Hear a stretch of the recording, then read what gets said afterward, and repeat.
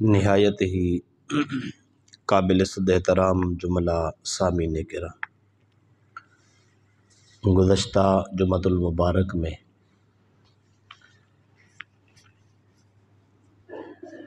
تجارت کے اسلامی اصول ہم نے پڑھے تھے،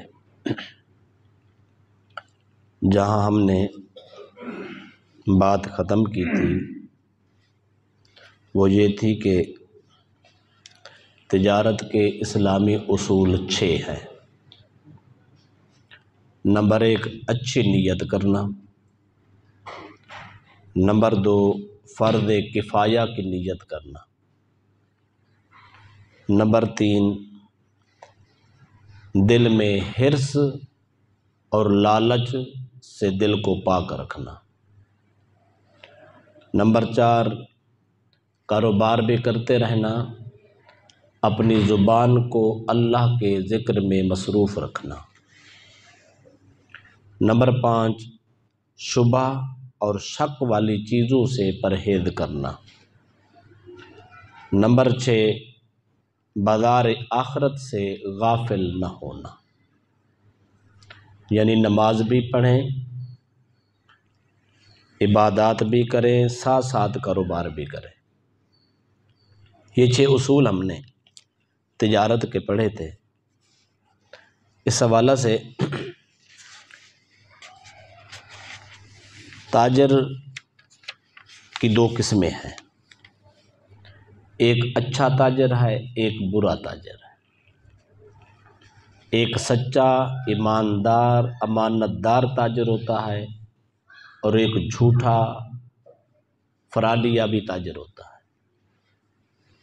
جو آدمی جھوٹ بول کر فراڈ کر کے لوگوں کو لوٹنے کی کوشش کرے گا، اس کا سارا کمایا ہوا مال حرام ہوگا، اور جو سچا ایماندار امانت دار تاجر ہوگا اس کی اللہ بھی تعریف کرتا ہے، اللہ کے رسول بھی تعریف کرتے ہیں، زمانہ بھی تعریف کرے گا، اس کی کمائی بھی حلال ہے، اس کی دنیا بھی سنور جاتی ہے، آخرت بھی سنور جاتی ہے۔ قرآن مجید میں اللہ تبارک و تعالی نے ایماندار تاجر کی تعریف کی ہے۔ اللہ پاک فرماتا ہے رجال لا تلہیہم تجارت ولا بیع عن ذکر اللہ واقام الصلاۃ وایتاء الزکوٰۃ۔ اللہ فرماتے ہیں وہ ایسے لوگ ہیں کہ ان کو تجارت اور خرید و فروخت اللہ کی یاد سے غافل نہیں کرتے، یعنی تجارت بھی کرتے رہتے ہیں، خرید و فروخت بھی کرتے رہتے ہیں، پر اپنے رب کو بھی یاد کرتے رہتے ہیں۔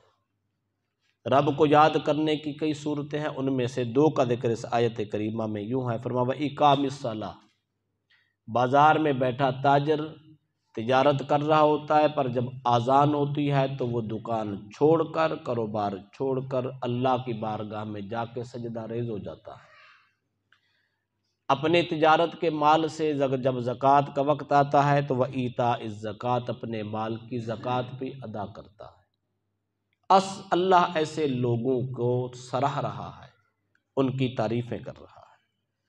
اس آیت کریمہ کی تفسیر ابن کثیر اور تفسیر طبری اٹھا کے دیکھیں، حضرت عبداللہ بن مسعود رضی اللہ تعالیٰ عنہ روایت کرتے ہیں، وہ فرماتے ہیں کہ میں ایک دن بازار میں گیا تو میں نے کچھ لوگوں کو دیکھا، اذان سنتے ہی لوگ دکانیں بند کر کے مسجد کو جانے لگے۔ مدینہ شریف کا ماحول تھا، تربیت رسول ان لوگوں کو حاصل تھی، تجارت وہیں ختم، حکم خدا کو سینے سے لگاتے ہوئے مولا کی بارگاہ میں چل پڑے۔ عبداللہ بن عباس رضی اللہ تعالیٰ عنہ فرماتے ہیں میں وہاں کھڑا ہو کر یہی آیت پڑھ کے کہہ رہا تھا کہ اللہ فرماتا رجال لا تلہیہم تجارت ولا بیع عن ذکر اللہ، یہ ایسے خوش نصیب ہیں جن کو خرید و فروخت اور تجارت اللہ کے ذکر سے غافل نہیں کر سکتی، آج اپنے آنکھوں سے ہی دیکھ رہا۔ تو جو لوگ اپنے معاملات کے ساتھ ساتھ اللہ کے حقوق کی پاسداری کرتے ہیں وہ آج بھی منظور خدا ہیں، قلبی مقبول خلق خدا۔ احیاء العلوم جلد نمبر 2 صفحہ نمبر 62 پر حضرت ابراہیم نخعی رحمۃ اللہ تعالیٰ علیہ وقت کے امام ہیں، ان سے سچے تاجر کے بارے میں پوچھا گیا کہ آپ کے نزدیک محبوب اور پسندیدہ شخص کون ہے؟ جو شخص عبادت کے لیے بالکل فارغ ہو، کوئی اس کو کام کاج نہ ہو، بالکل فری ہو، سارا دن تسبیح پڑھتا ہو، ذکر کرتا ہو، نفل کی کثرت کرتا ہو، اللہ کرتا ہو، یہی کام کرتا ہو اور کام ہی اس کو نہیں آئے، کیا یہ افضل ہے؟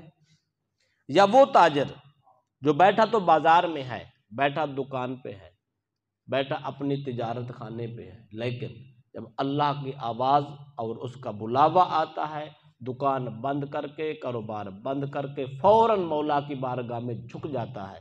امام ابراہیم نخعی فرماتے ہیں مجھے وہ سچا تاجر اس عابد سے بھی زیادہ پسند ہے اور اچھا لگتا ہے جس کو کوئی کام نہیں ہے، صرف تسبیح پڑھتا رہتا ہے، نفل ہی پڑھتا رہتا ہے، حالانکہ وہ مسجد میں بیٹھا ہے، سارا دن رات اس کا اللہ کی یاد میں گزرتا ہے۔ امام ابراہیم نخعی فرماتے ہیں پسندیدہ وہ شخص ہے، اعلیٰ وہ شخص ہے جو بازار میں بیٹھا کاروبار بھی کر رہا ہے، رب کو بھی یاد کر رہا ہے۔ آگے وجہ بیان کرتے ہیں، فرماتے ہیں وجہ اس کی یہ ہے وہ بازار میں بیٹھا تاجر مجاہدہ کر رہا ہے، جہاد کر رہا ہے۔ کیوں؟ فرمایا جب وہ تولتا ہے نا، اس کے تلاوڑے میں، اس کی تول میں شیطان اثر انداز ہوتا ہے۔ جب وہ کسی چیز کو ناپ کے دے رہا ہوتا ہے تو شیطان اس میں مخل ہوتا ہے۔ جب وہ پیسے کا لین دین کرتا ہے تو شیطان حملہ آور ہوتا ہے۔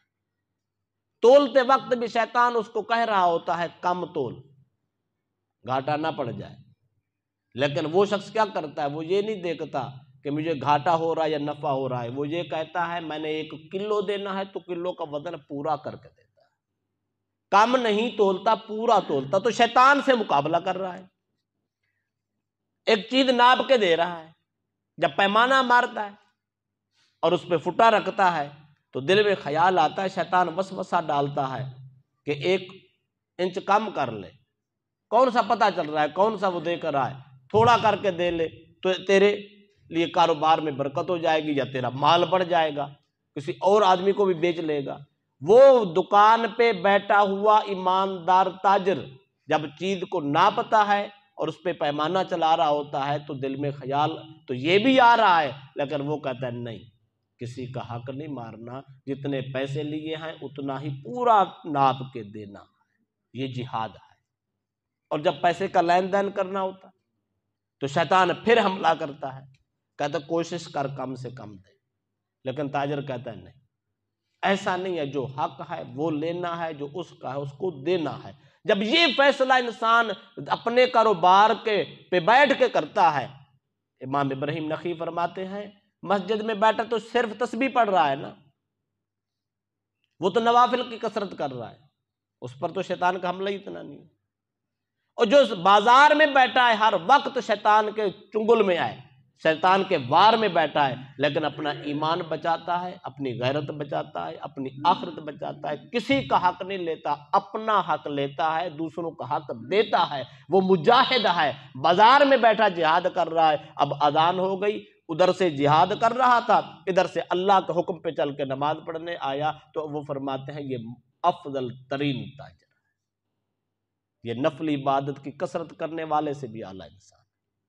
لہذا ہمارے تصور میں بھی یہی ہے، ہم کہتے ہیں شاید عبادت صرف مسجد میں ہوتی ہے، بابا صرف مسجد میں نہیں ہوتی، عبادت بازار میں بھی ہوتی ہے، عبادت مسجد میں بھی ہوتی ہے، عبادت لوگوں کے سامنے بھی ہو سکتی ہے، لوگوں سے چھپ کر بھی ہو سکتی ہے، وہ جلوت میں بھی ہو سکتی ہے، وہ خلوت میں بھی ہو سکتی ہے، وہ بتانے سے بھی ہو سکتی ہے، نہ بتانے سے بھی ہو سکتی ہے۔ عبادت عبادت ہے، عبادت انسان جہاں کرنا چاہے وہاں ہو سکتی ہے۔ اور سچے تاجر کی فضیلت میں رسول اکرم صلی اللہ علیہ وسلم نے فرمایا، حضرت ابو سعید خدری رضی اللہ عنہ کے راوی ہیں، جامع ترمذی کی حدیث ہے، حدیث نمبر 1209 ہے۔ ابو سعید خدری فرماتے رسول اکرم صلی اللہ علیہ وسلم نے فرمایا التاجر الصدوق الامین مع النبیین والصدیقین والشہداء۔ نبی اکرم صلی اللہ علیہ وسلم فرماتے ہیں سچا اور امانت دار تاجر قیامت کے دن انبیاء، صدیقین، شہداء کے ساتھ کھڑا ہوگا۔ جو چھوٹا سا منصب نہیں ہے، جس کا حشر انبیاء کے ساتھ ہو، جس کی سنگت میدان حشر میں صدیقین کے ساتھ ہو، اور جن کا شمار شہیدوں میں لکھا گیا ہو، قیامت کے دن شہیدوں کے لائن میں کھڑا ہو، کیا خیال ہے؟ چھوٹا سا کام ہے۔ ایک شہید وہ ہے جو میدان کاردار میں سر کٹا کے شہادت کا رتبہ پا کر وہ عزت کے ساتھ سر اٹھائے میدان حشر میں کھڑا ہوگا، اسی لائن میں، اسی فہرست میں کھڑا ایک سچا ایماندار تاجر بھی ہوگا۔ اللہ کے نبی نے فرمایا سچا تاجر، ایماندار تاجر یہ انبیاء کے ساتھ کھڑا ہوگا، صدیقین کے ساتھ کھڑا ہوگا، شہداء کی سنگت میں کھڑا ہوگا۔ اور دوسری حدیث اس کو رسول اکرم صلی اللہ علیہ وسلم نے فرمایا کہ التجار یحشرون یوم القیامت فجارا الا من اتقى اللہ وبر وصدق۔ نبی اکرم صلی اللہ علیہ وسلم فرماتے جب قیامت کا دن ہوگا، بڑے بڑے تاجر فاجروں، فاسقوں، گناہگاروں اور جباروں کی لسٹ میں کھڑے ہوں گے اور لائن میں لگے ہوں گے۔ بہت سے کثیر تعداد میں تاجر جو ہیں وہ فاسقوں فاجروں کے صف میں کھڑے ہوں گے، لیکن متقی، پرہیزگار، نیکی کرنے والا، سچ کی تجارت کرنے والا، سچ بولنے والا، سچ بول کے سودا بیچنے والا آدمی وہ ان سے نکل کر ایک اپنی عزت کی لائن میں کھڑا ہو۔ تجارت کرنا منع نہیں ہے، تجارت کرنے کا حکم ہے، تجارت کرنے کی ترغیب ہے۔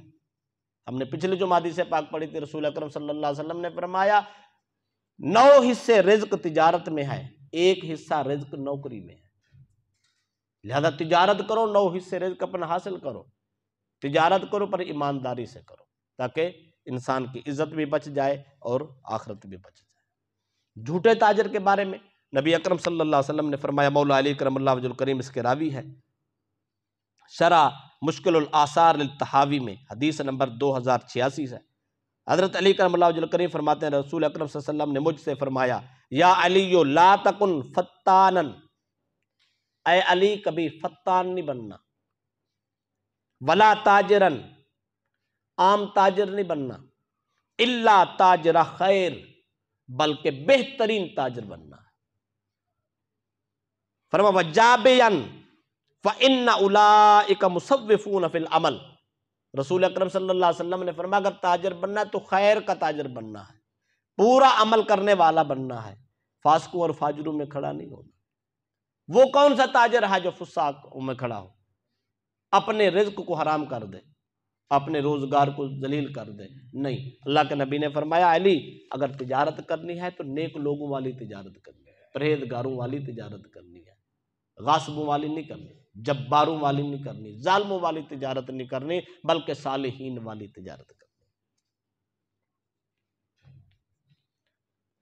اور ہمارے ہاں تجارت تو ہر کوئی کرتا ہے، آمدنی کے وسائل سب کچھ ہوتے ہیں، لیکن اس کے باوجود بھی کچھ لوگ ایسے ہوتے ہیں سب کچھ ہونے کے باوجود پریشان ہوتے ہیں۔ اس کی وجہ کیا ہے؟ اس کی وجہ یہ ہے اس کی تجارت، اس کے کاروبار میں کہیں جھوٹ ہوتا ہے، کہیں دھوکہ ہوتا ہے، کہیں فراڈ ملوث ہوتا ہے۔ اس پر نبی اکرم صلی اللہ علیہ وسلم کی حدیث ہے، حضرت امام ابن ماجہ میں نے حدیث نمبر 2247 ہے، حضرت واصلہ بن اسقع رضی اللہ تعالی عنہ سے روایت ہے، فرماتے ہیں نبی اکرم صلی اللہ علیہ وسلم من باع شیئا لم یبینہ لم یزل فی مقت اللہ ولو تزل الملائکۃ تلعنہ۔ رسول اکرم صلی اللہ علیہ وسلم فرماتے جب کوئی آدمی اپنی تجارت خانے میں بیٹھا تجارت کر رہا ہوتا ہے، کوئی چیز بیچتا ہے، چیز بیچنے والا اگر آگاہ یہ رکھتا ہو کہ اس کی چیز میں کوئی عیب ہے، اگر عیب اپنے گاہک کو نہ بتائے، چیز ویسے ہی چھپا کے بیچ دے، تو اللہ کی نگاہ میں وہ غضبناک ہے، اللہ اس پہ سخت ناراض ہوتا ہے، فرشتے اس تاجر پہ لعنت کرتے۔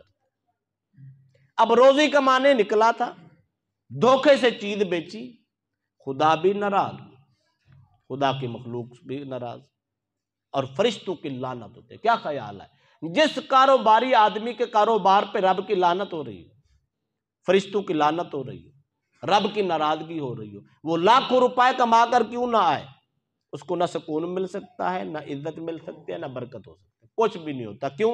مال ہی لعنت کے پلڑے میں چلا گیا۔ اس لیے دھوکہ کرنا کی اجازت شریعت میں نہیں ہے۔ ایک اور حدیث مسند احمد بن حنبل کی حدیث ہے، 16,013 حدیث نمبر ہے۔ رسول اکرم صلی اللہ علیہ وسلم فرماتے لا یحل لأحد یبیع شیئا الا یبین ما فیہ۔ رسول اکرم صلی اللہ علیہ وسلم فرماتے ہیں چیز بیچنے والے آدمی کو چاہیے جو کچھ اس کی چیز میں عیب ہے، ہنر ہے، خوبی ہے، خامی ہے، واضح کر دے۔ جب تک واضح نہیں کرتا اس وقت تک وہ چیز بیچنا جائز ہی نہیں ہے۔ وَلَا يَحِلُّ لِمَنْ يَعْلَمُ ذَلِكَ إِلَّا يُبَيِّنُهُ۔ سرکار فرماتے ہیں اگر کوئی شخص ان واقف ہے، اس کو پتہ ہی نہیں ہے، وہ تو مجبور ہے، لیکن جس آدمی کو علم ہے وہ بیان نہیں کرتا، وہ لوگوں کو بتاتا نہیں ہے، آگاہ نہیں کرتا، تو وہ آدمی دھوکہ کر رہا ہے۔ دھوکے بعد آدمی کا سارا مال تجارت حرام ہو جاتا ہے۔ ہمارے ہاں رواج ہے، ہم جب اپنے جانور بیچنا چاہتے ہیں ہم کہتے ہیں کہ جو جانور گابھن ہوگا وہ بیچیں گے تیار ہو کے۔ کیوں؟ اس میں 100 عیب ہوتے ہیں۔ جو جانور ہم پنجابی والے کہتے ہیں سو جانا، اس کے بچے کی پیدائش ہو جائے، اس کو نہیں بیچتے۔ کیوں؟ اس کا عیب و ہنر سامنے آ جاتا ہے، اس کو دودھ کی مقدار سامنے آ جاتی ہے، اور اس کے 4 تھن ہے، 2 تھن ہے، اس کے جب دودھ دوتے ہیں تو پتہ چل جاتا ہے یہ تو 1 تھن بند ہے، 1 چل رہا ہے، 2 خراب ہیں، 2 صحیح ہیں۔ جب خریدنے والا آتا ہے تو وہ دیکھ کے بھاگ جاتا ہے یا ریٹ کم لگاتا ہے، ہم کہتے ہیں اب نہیں بیچنا۔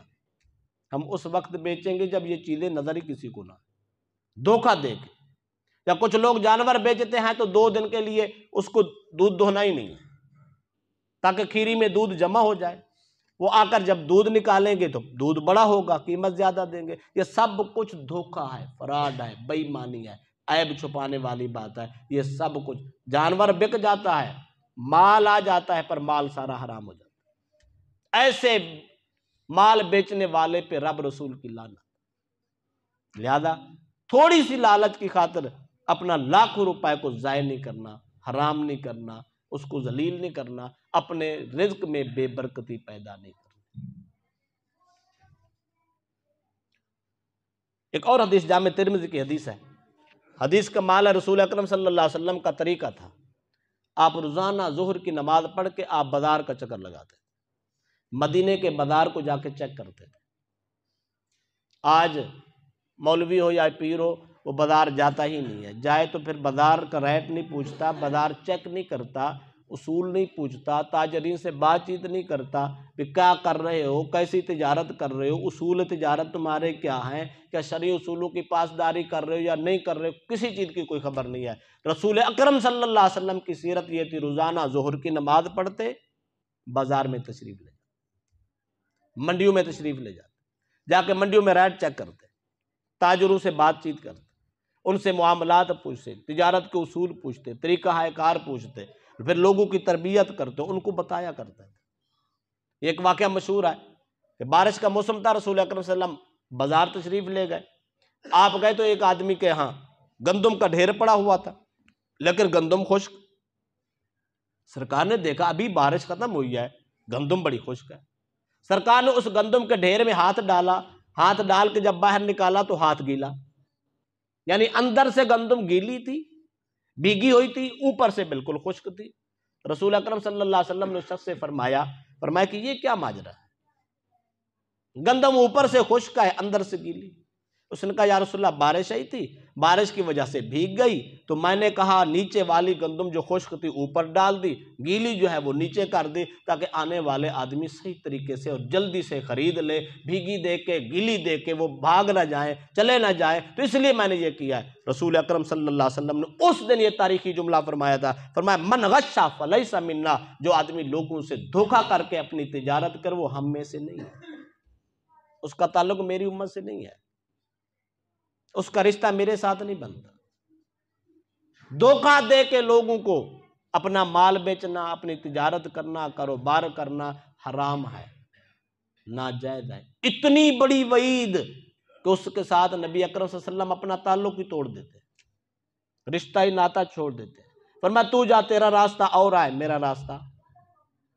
کیا خیال ہے انسان کلمہ بھی پڑھتا ہو، مسلمان بھی ہو، پھر بھی دھوکے باز، پھر بھی عیب چھپا کے دے، لوگوں کو آگاہ بھی نہ کرے، چند ٹکوں کی خاطر، چند پیسوں کی خاطر ہم ایمان جیسی دولت گنوا رہے ہیں۔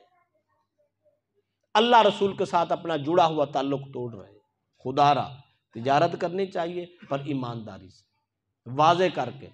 اگر فصل گیلی ہے تو گیلی بتا دے، بھیگی ہے تو بھیگی بتا دے، پرانی ہے تو پرانی بتا دے، نئی ہے تو نئی بتا دے.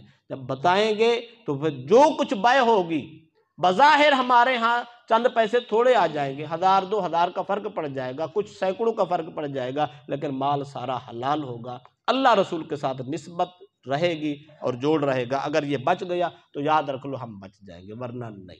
امام اعظم ابو حنیفہ رحمۃ اللہ تعالی علیہ کی آپ سیرت دیکھیں. حضرت علی بن حفص وہ فرماتے ہیں میرے والد حفص بن عبد الرحمن اپنے باپ کی کہانی بیٹا سنا رہا ہے. کہتے ہیں حضرت حفص بن عبد الرحمن اور امام اعظم ابو حنیفہ کی تجارت مشترکہ تھی. امام اعظم ابو حنیفہ کپڑا خریدتے، کپڑا خرید کر بنوا کر اس کو بازار میں حفص بن عبد الرحمن کے پاس بھیج دیتے. ایک دن آپ نے کپڑا کے تھان بھیجے اور ان کو آگاہ کر دیا کہ فلاں کپڑا جو ہے یہ اندر خراب ہے، اس کو کٹ لگے ہوئے ہیں یا اس کی ورائٹی میں مسئلہ ہے، لہذا جب یہ کپڑا بیچنا ہے تو اپنے گاہک کو آگاہ کر دینا ہے. حفص بن عبد الرحمن نے کہا جی ٹھیک ہے کر دو. لیکن اتفاق ایسا ہوا جب وہ کپڑا بیچا تو وہ گاہک کو بتانا بھول گئے، اس کو آگاہ نہیں کیا. اس نے خریدا، وہ خرید کے چلا گیا. اب اس گاہک کا پتہ نہ تھا کس گاؤں کا تھا، کس علاقے کا تھا، کیا اس کا نام تھا، کہاں سے آیا کہاں سے نہیں. بازار میں تو ہزارہ لوگ پھرتے ہیں روزانہ، نہ جانے کون تھا، اجنبی آدمی تھا، وہ خرید کے چلا گیا. امام اعظم ابو حنیفہ رحمۃ اللہ علیہ کو پتہ چلا کہ اس کو آگاہ نہیں کیا گیا، عیب نہیں بتایا گیا، کپڑے کی کمزوری نہیں بتائی گئی، ورائٹی سے آگاہ نہیں کیا گیا، ویسے ہی بیچ دیا گیا ہے، روٹین کے ساتھ بیچ دیا گیا. امام اعظم ابو حنیفہ نے فرمایا جتنا مال اس سٹاک سے آپ نے بیچا ہے وہ سارے کا سارا مال راہ خدا میں خرچ کر. 30,000 درہم تھا اس کی آمدنی، 30,000 درہم امام اعظم ابو حنیفہ نے سارا راہ خدا میں غریبوں میں تقسیم کر دیا. فرمایا اس میں شبہ کا مال آیا ہے، ہم دھوکہ ہو گیا ہے، کسی کو بتایا نہیں گیا، لہذا یہ مال ہم خرچ نہیں کر سکتے.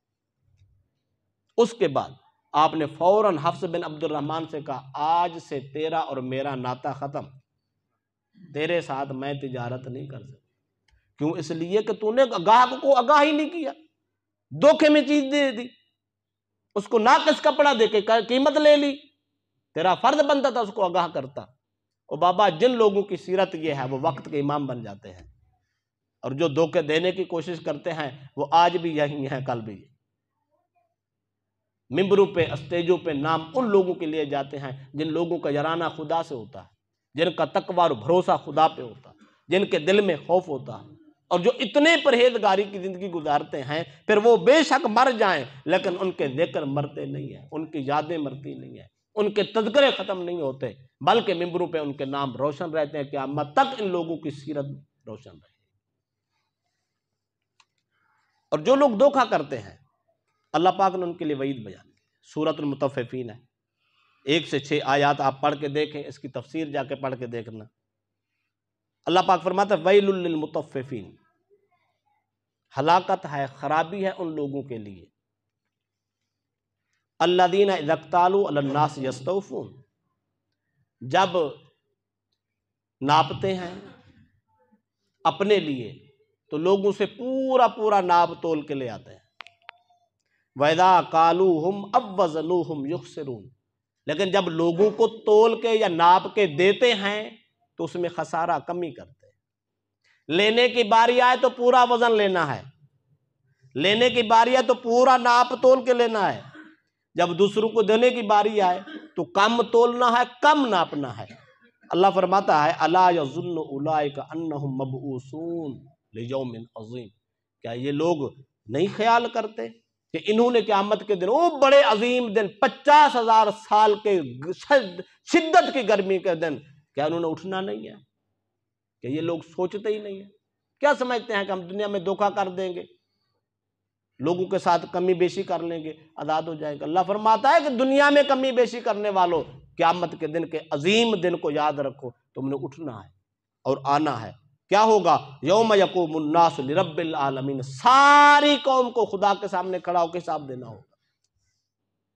بھائی تھوڑا سا دھوکہ کر کے اپنے مال کو ضائع کر کے یہ سوچنا چاہیے کہ ہم نے اللہ کو حساب کیا دینا ہے۔ یہاں لوگوں سے چلو بچ جائیں گے، جھوٹی قسمیں کھا لیں گے، کچھ فراڈ کر لیں گے یا کوئی نہ کوئی بہانہ کر لیں گے، لیکن رب کے سامنے تو نہیں بچا جاتا۔ لہذا گھر میں خرید و فروخت کریں، دکان پہ کریں، تجارت کریں، جو دل چاہے کریں، لیکن دھوکہ نہیں، کم تولنا، کم دینا نہیں، بلکہ لینا ہو تب بھی پورا دو، اور لو دینے کی باری ہے تو پھر بھی پورا دو۔ بلکہ نبی اکرم صلی اللہ علیہ وسلم نے فرمایا جب دینا ہو تب بھی گن کے دو، جب لینا ہو تب بھی گن کے دو۔ ہم جب پیسے کسی کو لینے دینے ہوں، وہ کہتا ہے ٹھیک ہے جی، ٹھیک ہے، ہو گیا جی، گنا ہوا ہوگا، گنا ہوا نہیں ہوتا، بے شک وہ ہمارے سامنے گنے، پھر بھی پیسے لے کے اس کو گننا چاہیے۔ یہ سنت رسول ہے، تعلیم مصطفیٰ، گن کے دو، گن کے لو، تاکہ دھوکہ نہ ہو، فراڈ نہ ہو۔ وقت پہ گن لو، وقت پہ گن کے دے دو، تاکہ اس کو بھی تسلی ہو، اس کو بھی تسلی ہو، کسی کو کمی بیشی نہ ہو۔ یہ مدینہ پاک میں سب سے پہلی آیت نازل ہوئی تھی جب سرکار دو علیہ وسلم ہجرت کر کے مدینہ پاک گئے، تو مدینہ کے لوگ بہت بڑی کرپشن کرتے تھے، ناپ تول میں بڑا فرق کرتے تھے۔ یہ آیت کریمہ اتری، جب یہ اتری تو مدینہ کے لوگوں کے کان کھل گئے، انہیں بڑی توجہ سے سنی، انہوں نے کہا اللہ کے بارگاہ میں جانا ہے، وہاں حساب دینا پڑے گا۔ انہوں نے کہا آج کے بعد ہم نے نہ کم تولنا ہے نہ کم ناپنا۔ کیا کمال تھا ان لوگوں کا، حکم آ گیا، عمل کرنا شروع کر دیتے۔ ہم صبح بھی سنتے ہیں، شام بھی سنتے ہیں، سارا دن پڑھتے بھی ہیں، پڑھاتے بھی ہیں، عمل نام کی چیز نہیں۔ تو کیا خیال ہے ہماری زندگی میں کون صدیق بنے گا؟ ہماری قوم میں کون فاروق اعظم بنے گا؟ ہماری قوم میں کون عثمان ذی النورین کا حیادار انسان بنے گا؟ ہمارے اندر کون شجاعت والا، جرت والا، مولا علی کا کردار رکھنے والا بنے گا؟ ہم تو عمل کرنے کی کوشش ہی نہیں کرتے۔ ان لوگوں کے ہاں جب حکم آ جاتا تو پھر وہ کھڑے ہو جاتے، کہتے بس اس پہ عمل ہی کرنا ہے۔ پورے مدینے کے لوگوں نے ناپ تول اپنی درست کر لی، پورا ناپتے تھے، پورا تولتے تھے، لینے میں اور دینے میں سب کو برابری اور حق دیتے تھے۔ تو ان لوگوں کو آج بھی ان کی زندگیاں آباد ہیں، آج بھی نسلیں شاد ہیں۔ عبداللہ ابن عباس رضی اللہ تعالیٰ عنہ فرماتے ہیں اگر قرآن پاک کو آپ پڑھیں نا، 3 مقام ہے قرآن پاک میں۔ سورۃ ہود میں جو لوگ کم تولتے اور کم ناپتے تھے، ان کے لیے اللہ فرماتا ہے، اللہ پاک نے اس قوم پر فرشتے کو حکم دیا، اس فرشتے نے، حضرت شعیب علیہ السلام کی قوم ہے، شعیب علیہ السلام کی قوم کو یہی بیماری تھی، کم تولتے تھے، مشرک بھی تھے، کافر بھی تھے، اس کے ساتھ جو عملی عیب تھا ان کا، وہ کم تولنا اور کم ناپنا تھا۔ اللہ کے پیغمبر جب گئے توحید کا درس دیا، پھر ناپ تول کا حکم دیا، ان کی تربیت کی، سب کچھ کیا، لیکن وہ لوگ باز نہ آئے۔ قرآن پاک میں سورۃ ہود میں آتا ہے اللہ پاک نے ان پر ایک کڑک نازل کی۔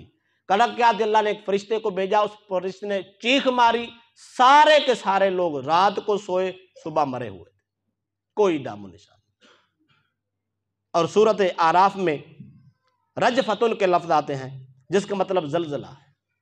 وہ حضرت شعیب علیہ السلام کو کہتے تھے آپ بڑے نصیحت کرنے والے آ گئے، حق گوئی کرنے والے آ گئے، ہمیں کہتے ہیں پورا تولو، پورا ناپو، ہم آپ کو زمین سے نکال دیں گے، ہم اپنے علاقے میں نہیں رہنے دیں گے، تم کون ہوتے ہو ہمیں تبلیغ کرنے والے؟ اللہ پاک نے اسی زمین کو حکم دیا، زلزلہ آیا، ساری کی ساری بستی غرق ہو۔ اللہ نے فرمایا جس زمین سے تم نکالتے ہو میں رب اسی میں غرق بھی تو کر سکتا ہوں۔ میری زمین پر رہ کے اکڑنے والوں، میرے حق کلمت الحق کہنے والوں کو نکالنے والوں، آؤ میں رب طاقت رکھتا ہوں، اگر چاہوں تو ایک دم غرق کر دوں، اگر چاہوں تو ایک کڑک میں سب کو برباد کر دوں۔